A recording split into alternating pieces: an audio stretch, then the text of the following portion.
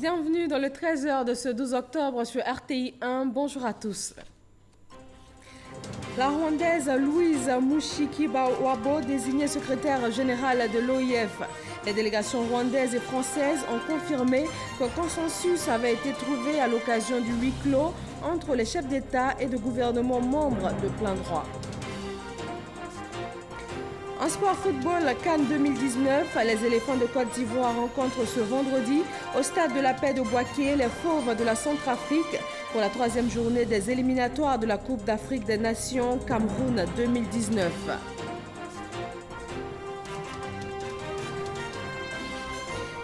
Au Cameroun, 17 recours ont été introduits auprès du Conseil constitutionnel par des candidats à l'élection présidentielle du 7 octobre dernier. Ils demandent l'annulation totale ou partielle du scrutin en raison d'irrégularités. Bienvenue à tous dans le 13h de ce vendredi. La Côte d'Ivoire rencontre aujourd'hui au stade de la Paix de Bouaké, la Centrafrique, pour la troisième journée des éliminatoires de la Coupe d'Afrique des Nations Cameroun 2019. Et nous retrouverons tout à l'heure en direct du stade nos confrères de RTI Sport. Elle a été désignée nouveau secrétaire général de la francophonie. La Rwandaise Louise Mushikiwabo va diriger l'Organisation internationale de la francophonie pendant les 4 prochaines années, à la suite de la Canadienne Michaëlle Jean. Les délégations rwandaises et françaises ont confirmé qu'un consensus a bien été trouvé à l'occasion du huis clos entre les chefs d'État et de gouvernement membres. Restons à Erevan en harmonie pour l'ouverture du sommet de la francophonie. Plusieurs dizaines de chefs d'État et de gouvernement sont sur place, dont le vice-président ivoirien Daniel Kablan-Duncan. Le président français Emmanuel Macron a appelé les dirigeants des 84 pays membres de l'OIF à réinventer la francophonie. Ce 17e sommet de la francophonie, ouvert ce jeudi 11 octobre à Erevan, sur le thème « Vivre ensemble dans la solidarité, le partage », a rassemblé une fois de plus de nombreux chefs d'État et dirigeants de ce monde.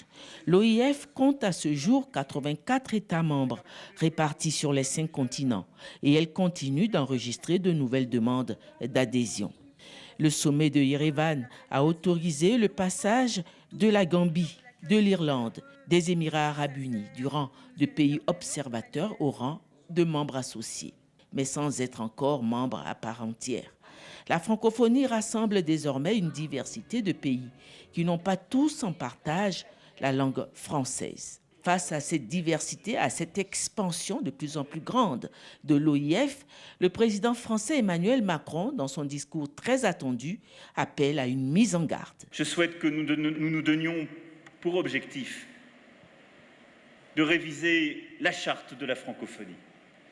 Un travail collectif de réflexion et de proposition pourrait être lancé par la direction de l'OIF et par la présidence arménienne pour ainsi adapter notre pacte social aux nouveaux enjeux du XXIe siècle. En nous posant ou reposant des questions importantes. Quel est le bon périmètre de la francophonie? Faut-il se contenter, pour entrer dans notre famille francophone, de prendre quelques engagements en matière de langue française ou de respect des droits de l'homme? Ou faut-il se prévaloir d'accomplissements, de réalisations concrètes? Ne devrions-nous pas être plus exigeants avec nous-mêmes et ne pas chercher à aller toujours plus loin, mais à consolider déjà 84 que nous sommes? Grand absent de ce 17e sommet de la francophonie à Erevan, sa terre paternelle, où il devait marquer l'événement en y apportant une touche personnel, le chanteur-compositeur Charles Aznavour, décédé quelques semaines avant le sommet, à l'âge de 94 ans. Le président Emmanuel Macron, ainsi que tous les intervenants au sommet, lui ont rendu un vibrant hommage. Le 14e sommet de la francophonie, événement culturel et artistique, enregistre également une rencontre économique des pays francophones. À cette occasion, la Côte d'Ivoire partage son expérience. Des experts en économie et finances débattent sur les stratégies qui vont booster les entreprises. Envoyé spécial en Arménie, Éric Goré. Le 17e sommet de la francophonie Une occasion pour les experts et les hommes d'affaires du secteur économique de 84 pays francophones de procéder à des partages d'expériences. Cette initiative des ministres de l'économie et des finances, du commerce ou de l'industrie de ces pays vise à développer les entreprises de l'espace francophone et leur permettre de faire de bonnes affaires. La Côte d'Ivoire participe à cette grande rencontre économique. On donne de l'argent à des jeunes qui sortent d'école, qui n'ont pas d'expérience. Dès la première difficulté intelligente d'entreprise, ils décrochent. Dans l'activité, prenez un billet d'avion aux États-Unis. On voit ça tous les jours en Afrique. C'est pour ça qu'il faut que maintenant, on structure les choses autrement. Il faut un fonds sous l'égide de la francophonie économique qui réponde aux besoins et préoccupations des entreprises adhérentes. Pour atteindre cet objectif, le Forum économique met en place un réseau de toutes les entreprises francophones. La présence de la Côte d'Ivoire à ses assises n'est pas un hasard. Ses progrès économiques lui permettent aujourd'hui d'être présente à ces rencontres d'envergure mondiale pour partager son expérience. Alakwadio Jean-Claude, vice-président de la Chambre de commerce, a montré sa stratégie pour booster ce projet. L'Indonésie a enregistré cette nuit un nouveau tremblement de terre sur l'île de Jawa. La ville abritant les assemblées annuelles du Fonds monétaire international et de la Banque mondiale Bali a subi pendant quelques minutes des secousses sismiques, mais pas de dégâts. Les travaux se poursuivent même si la nuit a été agitée. Adama Kone. Grande frayeur pour les participants aux assemblées annuelles du groupe de la Banque mondiale et du Fonds monétaire international FMI. La terre a encore tremblé en Indonésie.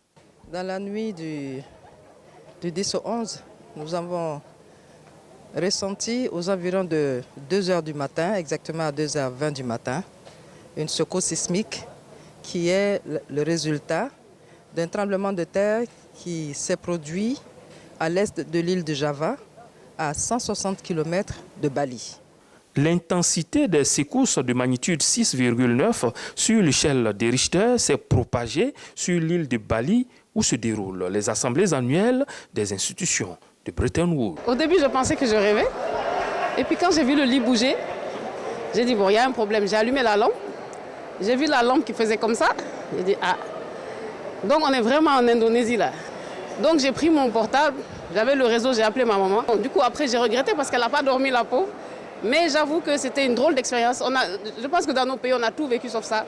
Donc le fait de sentir le lit bouger comme ça, vraiment, c'était violent quand même. Bon, on a été surpris dans le sommeil, on a constaté que le lit bougeait et que toutes les fenêtres bougeaient. On a eu un petit peu peur, mais ça n'a pas duré longtemps. On a repris le sommeil. Angoisse et panique chez les visiteurs, presque sérénité chez la population locale. À Bali, il fait bon vivre.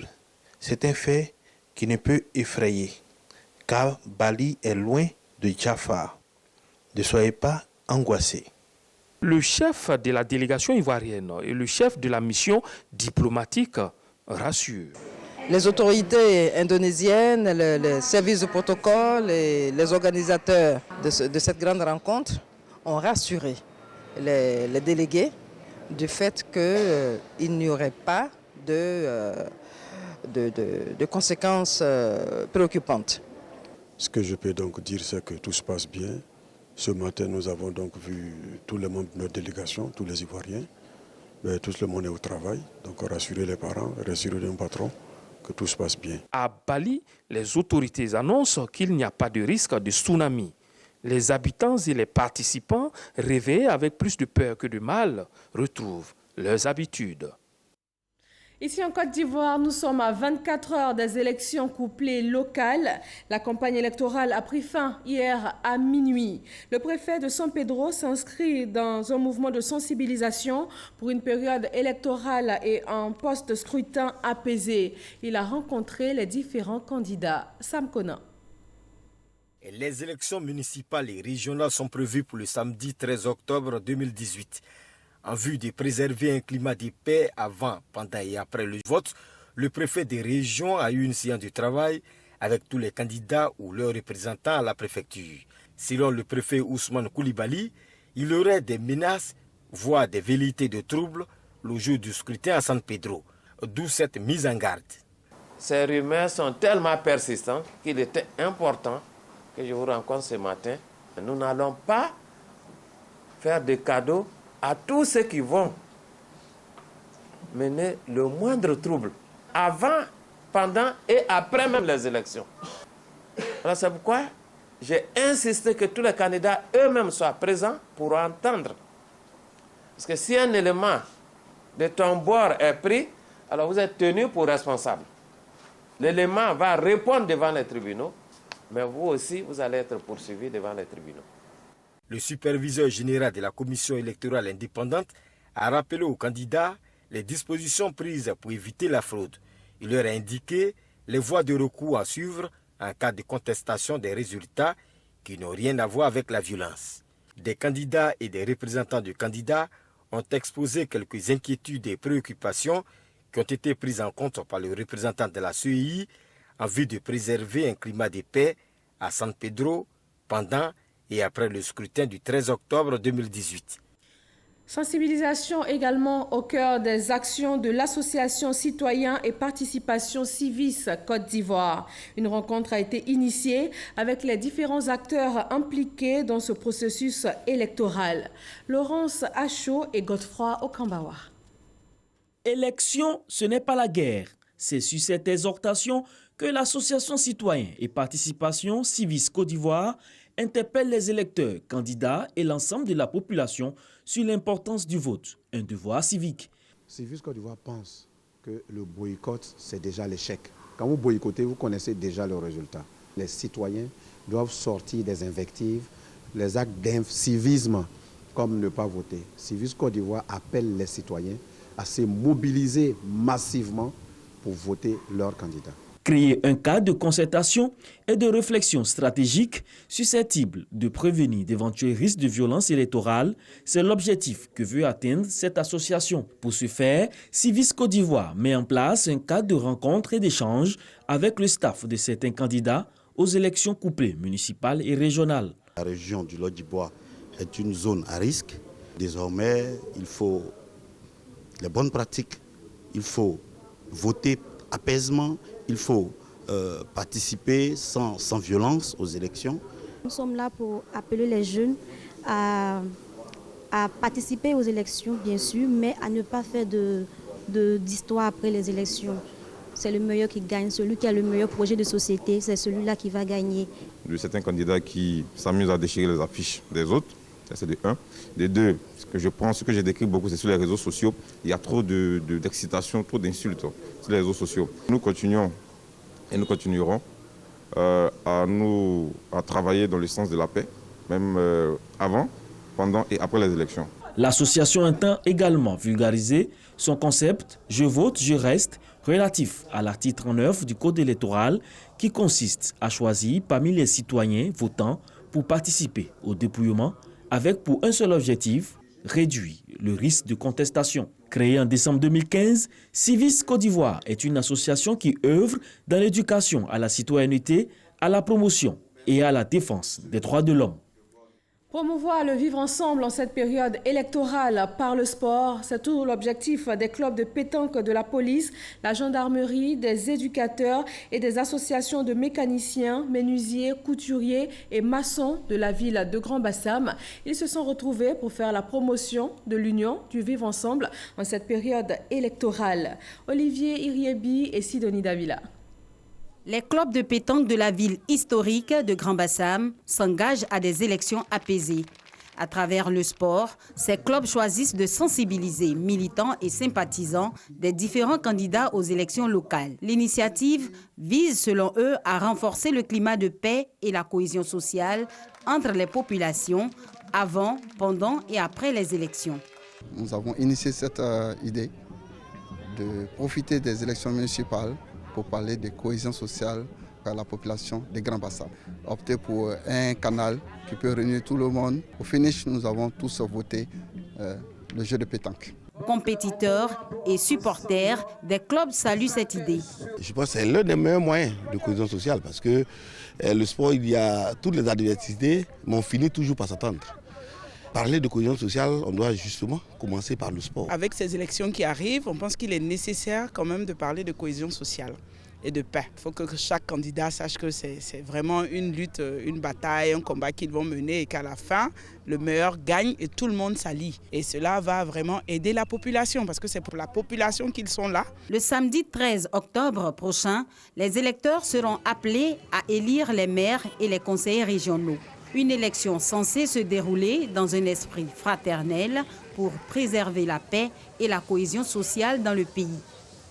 Dans le domaine de l'éducation nationale, il est question de débarrasser les alentours des établissements scolaires des maquis, commerces, hôtels, nuisances sonores et de l'insalubrité. Le préfet d'Abidjan a entrepris une visite de constat dans quelques lycées et groupes scolaires des communes d'Adjamé et d'Abobo. Le reportage de Sephora Zegui est commenté par Grace Kando.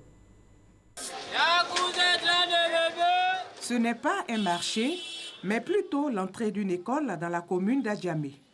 Les élèves de cet établissement cohabitent tous les jours avec ces différents commerçants qui jouent leur cadre d'études. Même constat dans la commune d'Abobo, une situation décriée par élèves et responsables d'établissement. Impossible pour eux de suivre convenablement les cours qui leur sont dispensés par leurs enseignants. Elles font du bruit. Quand elles sortent, quand elles mettent les choses au feu, il y a les choses qui font du bruit, il y a les femmes qui vont « Goya, Goya, venez voir, il y a aubergine, il y a tomate ». Ça nous dérange aussi.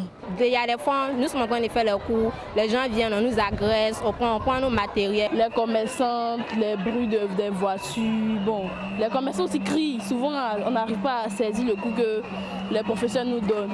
On ne peut pas étudier, on n'arrive même pas à se concentrer même. Indexés, les commerçants reconnaissent le tort causé à ces établissements scolaires. Ils se disent protecteurs de ces écoles et leurs occupants. Je suis assise devant l'école pour vendre, ça me dérange, mais c'est les moyens qui le font. C'est nous-mêmes, on s'est installés là. Moi, je peux dire que nous-mêmes, on protège les enfants. Parce que ici, vous regardez, vous voyez là, ces conteneurs qui rentrent là. Quand il est midi comme ça, que les conteneurs veulent rentrer, on attrape les enfants pour les mettre là à l'abri. Non, on ne fait pas plus. Ce n'est pas nous qui perturbe les élèves, c'est les faux élèves là. C'est eux-mêmes les propres amis qui viennent les perturber ici. Ils sont en fait tout. Donc, pour dire qu'il y a un autre soir là, sur un arrêt, c'est ça qui est mieux pour nous.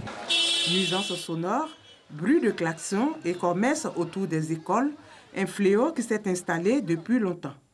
Des entrées d'écoles ghettoisées abritant des fumoirs et autres activités répréhensibles. Nous essayons, avec l'appui de nos autorités, de sensibiliser les uns et les autres afin qu'on comprenne l'importance de l'école et du fait que l'école ne saurait cohabiter avec un certain nombre d'activités qui peuvent nuire à l'épanouissement des élèves.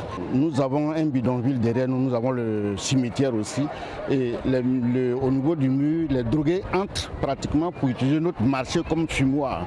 Nous, en tant que représentants techniques, notre rôle, c'est de toucher tout ce qu'il y a, ce qu'on appelle la communauté éducative, qu'elle soit mobilisée autour de l'école.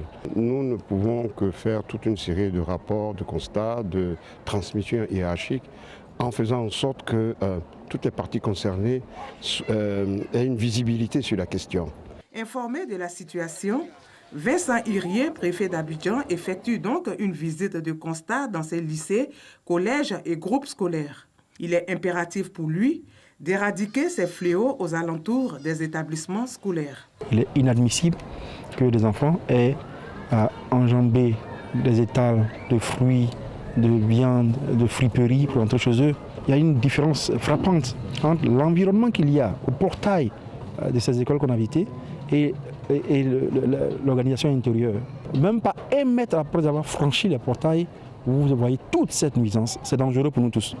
Et donc on demande à vous tous de la presse de nous aider à conscientiser pour qu'on puisse ensemble trouver une solution. À l'issue de cette visite de terrain, une réunion technique se tiendra entre les acteurs du système éducatif et les autorités préfectorales afin de trouver des solutions durables pour assainir les abords des écoles abidjanaises. Le comité de pilotage du projet de gestion des pesticides obsolètes veut également assainir le milieu. Une rencontre a eu lieu pour informer les membres du dit comité sur les activités menées au titre du premier semestre 2018. Il ressort que 6000 dépôts et magasins de pesticides ont été répertoriés sur l'ensemble du territoire national et 40 tonnes de pesticides obsolètes frauduleux saisis à Soubré. Les pesticides frauduleux font perdre chaque année à l'État ivoirien près de 3 milliards de francs CFA. En économie, on s'intéresse à ce renforcement des capacités en finances inclusives dans le milieu rural avec Justine Djiké. Amener les institutions bancaires et financières à s'intéresser au milieu rural en découvrant les opportunités d'affaires dont il regorge. C'est ce à quoi s'attellent les États et la Banque centrale des États de l'Afrique de l'Ouest, BCAO, faisant ainsi de l'inclusion financière son cheval de bataille. Si vous voulez vous développer et que vous n'avez pas donc de soutien bancaire, c'est très compliqué. Donc nos populations les plus pauvres qui sont dans les régions ont également besoin de cela. Puis parvenir, le projet de renforcement de capacités en finances inclusives en milieu rural, PRECAF, est initié par le Centre africain d'études supérieures en gestion CESAC, en partenariat avec la Fondation Mastercard pour la formation des acteurs du milieu bancaire et financier, des réseaux de téléphonie mobile, des assurances, des ONG et des cadres de la fonction publique intervenant dans la problématique de l'inclusion financière. C'est vraiment pour permettre à ces institutions de microfinance de prendre conscience des opportunités qu'offre le milieu rural et de combler les lacunes de la finance classique. Ce séminaire de formation sur le leadership pour la performance en milieu bancaire et financier, après celui qui avait trait aux opportunités d'affaires et de financement en milieu rural, est l'occasion pour les participants venus des pays de la sous-région ouest africaine d'être mieux outillés en la matière. C'est une thématique qui nous intéresse à plus d'un titre parce que les services financiers doivent être mis au service des populations. Aujourd'hui, nous parlons d'exclusion financière parce qu'il y a encore une bonne frange de la population qui n'a pas accès facile aux services financiers. En tant qu'institution, on va apprendre à être leader pour permettre à cette frange énorme de la population d'avoir accès aux services financiers. C'est une semaine de formation qui sied à la stratégie régionale de l'inclusion financière dans l'UEMOA proposée par la BCAO. Comment améliorer la productivité du palmier à huile ivoirien? Pour les acteurs de la filière, il faut simplement intensifier la recherche scientifique contre notamment les ravageurs et surtout fournir des semences de qualité. C'est ce que les spécialistes du Centre national de recherche agronomique CNRA s'attellent à faire. Et pour la deuxième fois, ils mettent à la disposition des paysans des techniques afin d'accroître les rendements agricoles. Lancine Bakayoko. Cette deuxième restitution porte principalement sur 3 projets de recherche réalisés par le Centre national de recherche agronomique CNRA. Premièrement, la mise au point de stratégies de lutte intégrale contre les ennemis et les parasites des palmiers à huile, sans lesquels il ne peut y avoir de progrès en agriculture. La mise à disposition des semences performantes de palmiers à huile, pour permettre aux producteurs de renouveler leurs vergers. Et ensuite, l'actualisation des critères de maturité du régime. D'autres projets de recherche en cours d'exécution ont également été présentés. Il s'agit essentiellement des projets de création de matériel végétal performant, de consommation de l'huile de palme adaptée à la santé humaine, ainsi que des impacts environnementaux et socio-économiques de la culture de palmier à huile. Tous ces projets devraient concourir à la mise en œuvre de l'un des objectifs du plan stratégique de développement 2013-2018 de la filière palmier à huile, le doublement de la production et la pénétration du marché régional en produits manufacturés. Les 3 projets de recherche réalisés par le CNRA constituent véritablement la clé pour l'atteinte de cet objectif, car ils permettent d'accroître la production dans l'extension des capacités de superficie par l'amélioration des rendements de régime et d'huile de palme par hectare. Avec une production annuelle d'environ 400 000 tonnes, la Côte d'Ivoire compte 75 000 hectares de plantations industrielles et 155 000 hectares de plantations villageoises. Quant au chiffre d'affaires, il dépasse les 170 milliards pour l'huile de palme brute et 280 milliards pour les produits dérivés, notamment le savon. Après l'incendie qui a ravagé une partie du village d'Atienka dans la sous-préfecture de Katiola, le ministère de la Solidarité, de la Cohésion sociale et de la lutte contre la pauvreté est allé à la rencontre des sinistrés. La ministre a invité les populations au calme et surtout à faire confiance aux institutions de l'État pour la résolution heureuse de cette crise. Le reportage de Soro Corona. Le gouvernement de Côte d'Ivoire, aux côtés des populations sinistrées d'Atienka, village de la sous-préfecture de Katiola. Atienka a été pillé et incendié le 27 août dernier par des jeunes venus de Katiola, laissant les populations dans le désarroi et la désolation. Le ministère de la Solidarité, de la Cohésion sociale et de la lutte contre la pauvreté est venu témoigner le soutien et le réconfort de l'État aux sinistrés à travers un don composé de vivres d'une valeur de 4 millions de francs CFA. Le porte-parole des populations a traduit la gratitude des sinistrés au gouvernement. Touré Pétangui a rassuré l'envoyé du gouvernement que les populations d'Atienka ne céderont pas à la vengeance. Il a émis quelques doléances. La population souhaite qu'un opérateur économique vienne leur faciliter l'accès aux habitats sociaux. Une aide à la scolarisation de leurs élèves, parce que certains enfants traînent encore dans le village. Elle souhaite qu'on prenne une dérogation spéciale afin que le sous-préfet de Timé puisse refaire aux besoins l'état civil de Atienka. Le directeur général de la cohésion sociale a au nom du gouvernement appelé les populations au calme. Il a invité les sinistrés au pardon et a toujours cultivé la cohésion sociale et le vivre ensemble. Madame le ministre m'a chargé de demander aux élus et aux cadres de demander pardon en son nom aux parents et à tous nos parents, que ce soit du côté d'Atienka ou du côté de la famille de la victime. De leur parler de cohésion sociale, de leur parler de solidarité, mais surtout de leur dire que c'est dans la difficulté qu'on voit les peuples, les personnes qui ont de la ressource, qui malgré la douleur acceptent le pardon.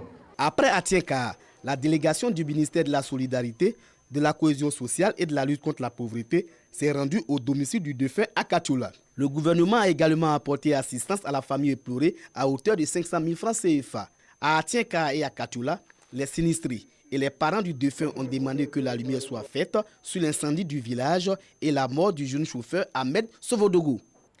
En sport, les éléphants de Côte d'Ivoire rencontrent ce vendredi au stade de la paix de Bouaké les fauves de la Centrafrique pour la 3e journée des éliminatoires de la Coupe d'Afrique des Nations Cameroun 2019. Et nous retrouvons sur place Cathy Touré au téléphone en direct. Bonjour Cathy Touré. Bonjour Fatou.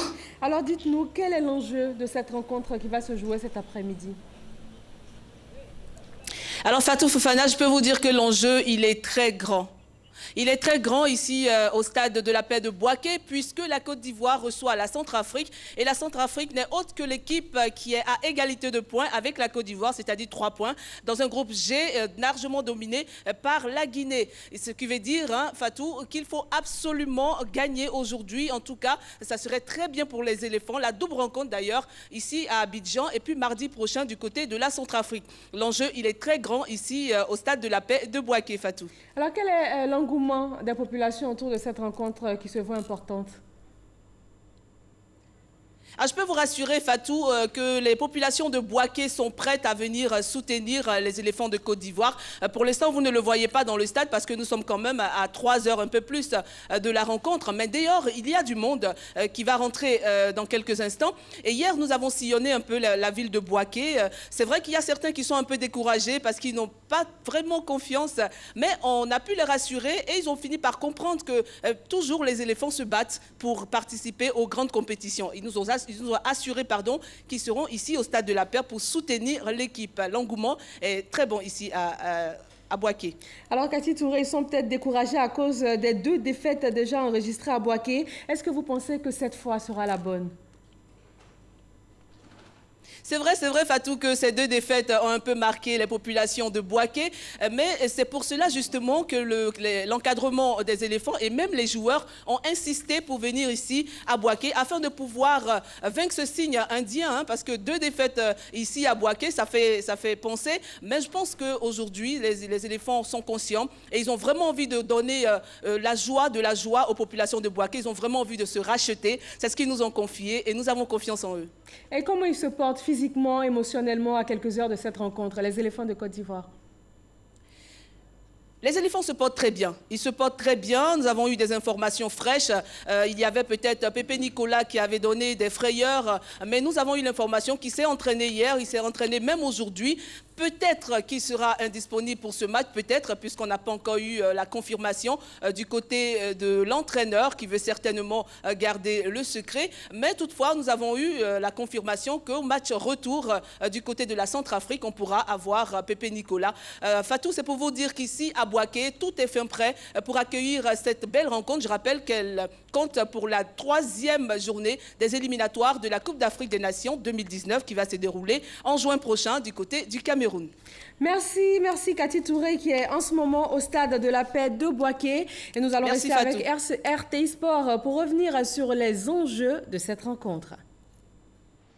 Une défaite et une victoire, c'est le bilan de la Côte d'Ivoire classée 2e du groupe H après 2 journées de compétition dans ces éliminatoires de la CAN 2019. Ce vendredi, elle sera à l'épreuve de la Centrafrique qui occupe la 3e place avec le même nombre de points. Le principal enjeu de cette rencontre, obtenir sa 2e victoire dans ces éliminatoires afin de rester au contact de la Guinée-Conakry, leader du groupe, et pourquoi pas prendre une sérieuse option avant l'acte 2 de la double confrontation prévue le mardi 16 octobre à Bangui. Peu convaincants lors de leurs 2 premières sorties, respectivement contre la Guinée et le Rwanda, les éléphants devront sacrément batailler pour s'imposer face à ce 3e adversaire à la recherche d'une qualification historique pour une phase finale de la CAN.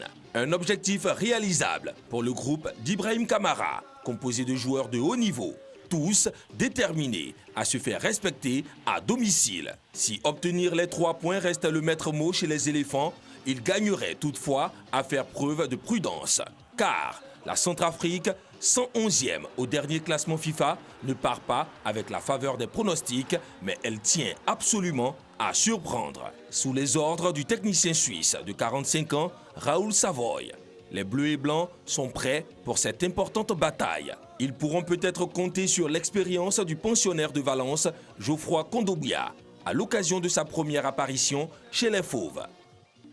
Et terminons au Cameroun où le Conseil constitutionnel a été saisi d'un dossier de contentieux post-électoral. 17 recours ont été introduits par des candidats à l'élection présidentielle du 7 octobre dernier, et ce en raison des irrégularités dont ils soutiennent que le scrutin a été émaillé. Ces candidats demandent l'annulation totale ou partielle du scrutin. Et voilà, merci à tous d'avoir suivi ce journal. Très bon vendredi sur RTI 1.